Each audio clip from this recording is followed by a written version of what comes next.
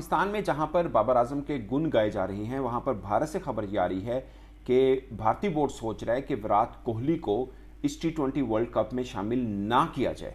ये मेरे लिए बड़ी हैरानकुन खबर थी, मगर सोर्सेज कोटेड ये खबर ये आई है कि बीसीसीआई जो टॉप ऑफिशियल हैं वो इस चीज़ में इन्वॉल्व नहीं होना चाह रहे, मगर सिलेक्टर्स पर छोड़ दिया गया है कि वो विराट कोहली की किस्मत का फैसला करें कि इस T20 वर्ल्ड कप में उनको शामिल किया जाना चाहिए या नहीं किया जाना चाहिए, और हार्श कॉल ली जा सकती है, यानी उनको शामिल ना किया जाए। और उनकी जगह पे क्या प्लान है वो भी मैं आपको बताऊंगा, और विराट कोहली को क्यों शामिल नहीं करना। उनकी सोच में ये है कि विराट कोहली जो हैं वो उनका स्ट्राइक रेट T20 के मुताबिक नहीं है। वो एंकर रोल करते हैं, मगर वो वनडे क्रिकेट में तो चल सकता है, T20 में नहीं चल सकता। और मैं हैरान हूँ इस सोच पर कि इंडिया विराट कोहली के ऊपर क्वेश्चन मार्क लगा रहा है। ठीक है, आपके पास यंगस्टर्स बहुत अच्छे आए हैं, इसमें कोई शक नहीं है, आपके पास ऑप्शन भी हो गए अगर विराट कोहली नहीं भी खेलते हैं ऑप्शन। बट अगेन आप मतलब you are thinking about Virat Kohli जो कि हर प्रेशर मैच में स्कोर करते हैं, और मैं समझता हूँ कि वो दुनिया के वाहिद बल्लेबाज हैं जो प्रेशर कंडीशन में सबसे अच्छा खेलते हैं। आपको पाकिस्तान के खिलाफ एडिलेड के मेलबर्न के मैदान में 82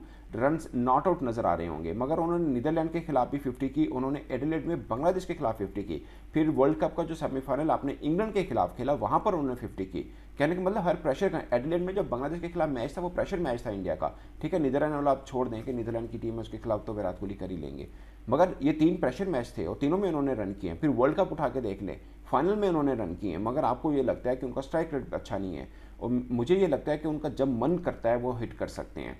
और इंडिया को हो रहा है कि नहीं, विराट कोहली में वो नहीं है। और लगभग वो जो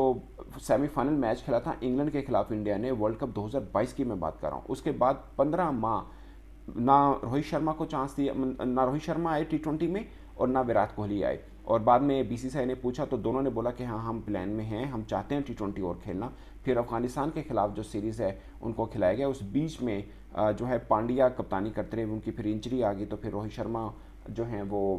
वापस आए, और फिर बाद में अनाउंस भी हुआ, जय शाह साहब ने अनाउंस किया कि रोहित शर्मा ही कप्तान होंगे, तो उनके ऊपर तो क्वेश्चन मार्क खत्म हो गया। रोहित शर्मा तो खेलेंगे ही खेलेंगे, मगर विराट कोहली नहीं खेल पाएंगे। जो सोर्सेज कोटेड हो रहा है कि हो सकता है कि उनको ना वर्ल्ड कप स्क्वाड में शामिल किया जाए, और ये क्रिकेट फैन के लिए बड़ी हैरानकुन बात होगी कि इंडिया इतना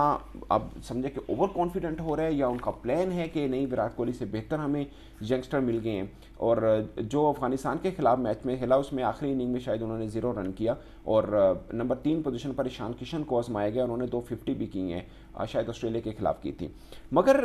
उनका प्लान क्या है इंडिया का कि अगर विराट कोहली नहीं होते तो उनके पास है कि शुभमन गिल या जायसवाल इनमें से किसी एक ओपन कराएं और नीचे मिलें, या सूर्य कुमार यादव उनको नंबर 3 पोजीशन पे लाकर खिलाया जा सकता है। और अगर सूर्य कुमार यादव और फिर केएल राहुल भी हैं, वो भी नंबर 3 पोजीशन पे खेल सकते हैं, और अगर सूर्य कुमार यादव नंबर 3 पे खेलते हैं जो कि T20 के नंबर 1 बैटर हैं, तो फिर चौथे 5वें नंबर के ऊपर उन पर रिंकू सिंह है, शुभम दुबे है, और गायकर ऋतुराज जो है उनको भी खिलाया जा सकता है नंबर 3 के। उनके पास ऑप्शन वैसे बहुत हैं, संजू सैमसन भी हैं, बट मुझे लगता है संजू सैमसन, गायकवाड, ये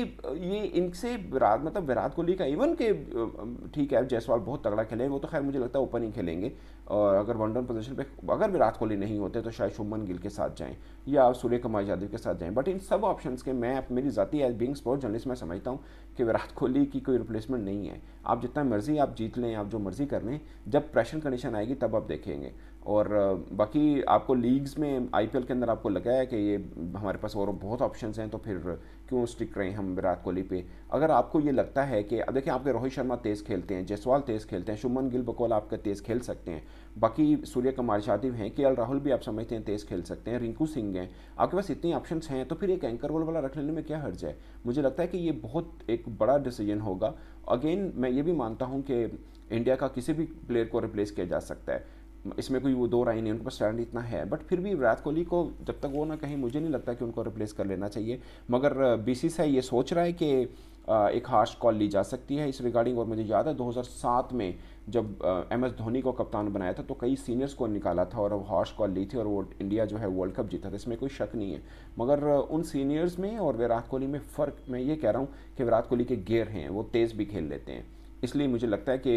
ये बहुत ही एक डेयरिंग डिसीजन होगा। और बाकी प्लान मैंने आपको बता दिया कि उनके पास ऑप्शंस क्या क्या मौजूद हैं। मगर एक राह अभी विराट कोहली के लिए है कि सिलेक्टर्स उनको बताना चाहेंगे कि आप जो IPL आ रहा है उसमें आप अपनी, जैसे हम लोग अपनी ज़ुबान में इंटेंट कहते हैं, आप अपनी स्ट्राइक रेट को बेहतर करें और बताएं कि आप T20 में अभी भी आपका दमखम है। मतलब ऐसे उनके साथ बातचीत की जाएगी कि भाई आपके पास IPL के ऑप्शन है तो आप अपना बताएं। बट मुझे नहीं लगता कि इतना रूड तरीके के साथ विराट कोहली से कोई बातचीत होगी, बट उनको मैसेज ज़रूर क्लियर दिया जाएगा कि भाई IPL है आपके पास तो हम आपके ऊपर डिसीजन करना चाहते हैं, आप अपनी राय बताएं और अगर आप खेलना चाहते हैं तो फिर आप IPL आपके पास एक ऑप्शन है तो उसके अंदर आपको थोड़ा गियर तेज़ लगाना पड़ेगा। और दूसरी अपडेट्स आई हैं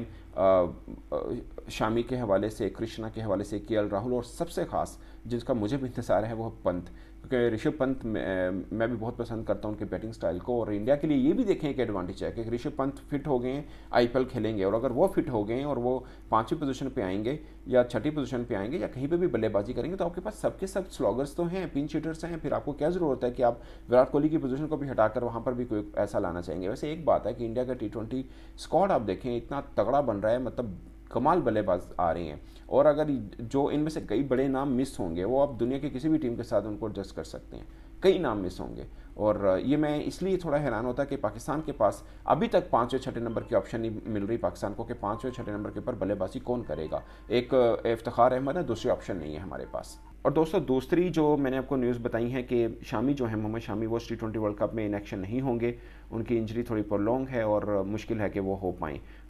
शायद इंडिया की जो आगे होम सीरीज़ हैं आफ्टर वर्ल्ड कप उसके लिए वो अवेलेबल हों। कृष्णा भी नहीं हो पाएंगे, मुझे लगता है कृष्णा से शायद बहुत ज़्यादा फ़र्क नहीं पड़ेगा, मगर शामी एक वो बॉलर हैं, अगरचे उनके T20 के अंदर वो उस तरह से नहीं लेते, वो भी वर्ल्ड कप 2022 में ही खेले हैं, उनको T20 में उस तरह वेटिश नहीं देते, बट मुझे लगता है कि वो T20 के भी तगड़े बॉलर हैं। और पंत जो हैं वो IPL में अवेलेबल होंगे और KL राहुल भी बेहतर हो चुके हैं, वो भी IPL के अंदर अवेलेबल होंगे। और ज़ाहिर है उन दोनों को देखा जाएगा कि पंत खासकर कीपिंग ऐसे करते हैं कि बल्लेबाजी तो वो तगड़े हैं, मगर अब